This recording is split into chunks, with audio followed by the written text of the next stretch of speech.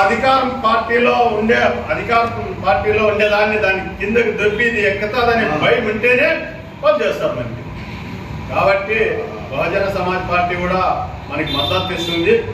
రాష్ట్ర వ్యాప్తంగా ఇచ్చింది, ఇప్పటికీ మళ్ళా దేశవ్యాప్తంగా కూడా అది పెద్ద ఎత్తున విస్తరించింది. ఇప్పటికే మూడో అతిపెద్ద పార్టీగా ఉన్నాయి.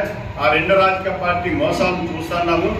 రాబోయే రోజుల్లో బహుజనులంతా దానింటి నడుస్తారు. మరి తప్పకుండా ఇప్పుడే ఎస్టీ సామాజిక వర్గాలంతా మెజార్టీ వాళ్ళు అంత బలమైన వాళ్ళు నిలబడితే ఓట్లు వేయడానికి సిద్ధంగా ఉన్నారు. మన బలమైన వాళ్ళు ఎవరు నిలబడాలంటే బీసీలు నిలబడాలి. బీసీ మైనార్టీల ఐక్యత, ఎస్సీ ఎస్టీ బీసీ మైనార్టీల ఐక్యత. సాధిద్దాం సమగ్ర కులాల జనాభా లెక్కలను, సాధిద్దాం సమగ్ర కులాల జనాభా లెక్కలను, సాధిద్దాం సమగ్ర కులాల జనాభా లెక్కలను.